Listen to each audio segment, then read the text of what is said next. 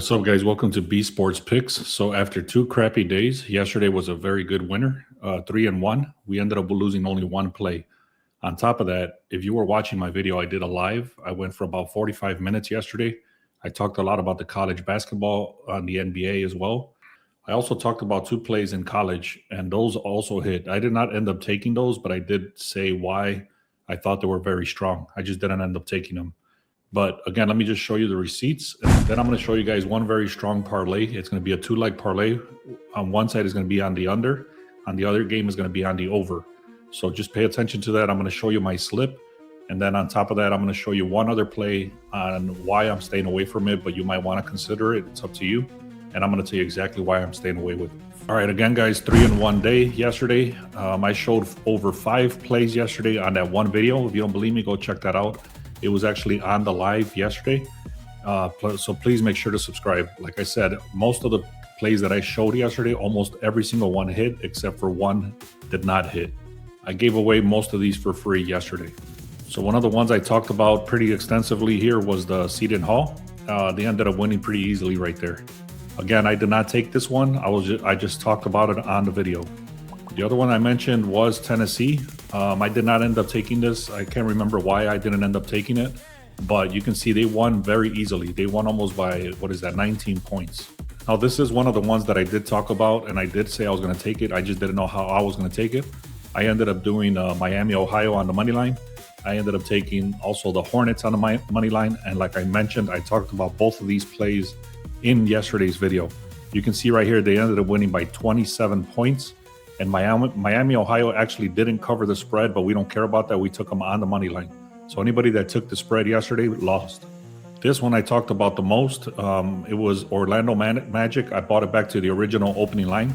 I said I was going to buy the juice, and it didn't even matter if I bought the juice or not. They ended up winning by 16 or more, and the line was actually at 16. I explained why the Magic was going to demolish the Wizards, and they did. Now, one of the only ones that lost for us, you can see Cleveland beat Detroit by 4 points. So this was a bad call on my part, but that's the only one that lost. So again, guys, I'm going to show you guys one very strong parlay in today's NBA slate.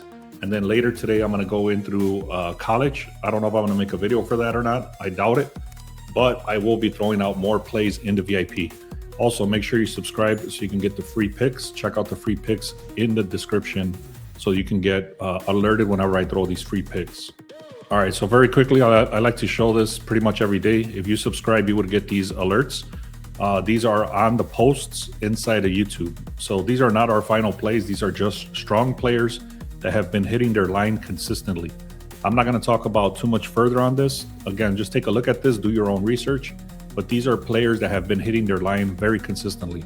So for example, Wallace right here, he's hit this 15.5 line 7 games in a row. I'm not going to go through all of these. You can feel free to take a screenshot, but also make sure you subscribe so you can get these alerts. Same thing with the shots on goal. Look at Dougie Hamilton. He's got 10 straight games hitting this 2.5 shots on goal. Again, these are not final plays. These are just strong streaks of players that are getting their line consistently. All right, now let me get right into the NBA. There is 2 games that I like. One of them is going to be on the under. The other one's going to be on the over. I'm going to explain why I'm taking it, and then I'm going to show you my exact slip on how I'm taking it with the exact points that I'm taking. All right, so let's get started. The first thing I like to look at is in the SharpEdge. If you don't have access to the SharpEdge, this is actually going to be part of that. This is how the SharpEdge is built every day. So if you want access to this tool that I'm about to show, make sure you go to the link in the description, 2 weeks for free, click on SharpEdge. So this is called an executive summary table, and I'm actually throwing this inside of the Discord every morning as well. I'm going to show you the receipts of what's been happening with this, but this is my pretty much my guiding star. So I look at this every morning, and then I go and I research the games from here. Once I have that information, I go and I check the back-to-back report. I want to see who's playing today that played yesterday. So they call it tired legs, especially if they played and they traveled and they're playing again today. So in this scenario right here, both teams, OKC and New York, they both played yesterday. So there is no rest advantage. But if they both played yesterday and one of them traveled, both of these teams are tired and you should be considering the under, which I am. Now you got Charlotte and Boston over here. Charlotte played yesterday, like I showed you yesterday. They ended up winning for us. So Boston has a one-day rest advantage. Philly played yesterday. Utah has a one-day rest advantage. Memphis played yesterday. Portland has a one-day rest advantage. Now, once we know which teams have a rest advantage and which of them, like both of these are tired, and then Charlotte is tired, Philly is tired, and Memphis is tired. Now we go into the projections. Also in the projections, you'll see a little red tag right here. It says back-to-back. So that just tells you if one team has a rest advantage or if they both have back-to-back, or if there's nothing there, like this one. None of these two teams played yesterday. So let me go through the projections very quickly, and then I'll actually start getting into the parlay. So the projection shows Thunder should win by 3, Celtics to win by 8, the 76ers to win by 11, Trailblazers to win by 4, the Hawks and the Bucks too close to call, and then the Clippers to win by 7. Out of all those teams, like I said, I actually like 2 of them. This is I'm going to be looking on the under on this game.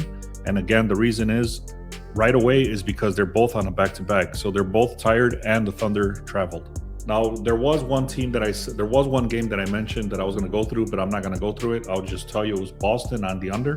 I'm not taking that because the projected line is higher than the current line. So basically, even though the line dropped, it actually dropped a lot. It's the one that moved the most on the under. It went from like 217 to 212. So that's already a very low number. But on top of that, the projection is actually 219, which the smarter people than me are saying that this game is going to go on to 219 and the line is all the way down to 212. So for those reasons, I'm staying away from that game. All right. Anyways, let's get back into this game. Let's do the math real quick. 113 and 110 is 223. You can see the opening line was 224. It's currently 222. So the line did drop 2.5 points, even though the public money's on the over. So this is a reverse line move. If we go deeper into this, the total points, if we go deeper into this, into the expert insights, you can see New York has hit this line on the under 72% of the time in their last 11 games.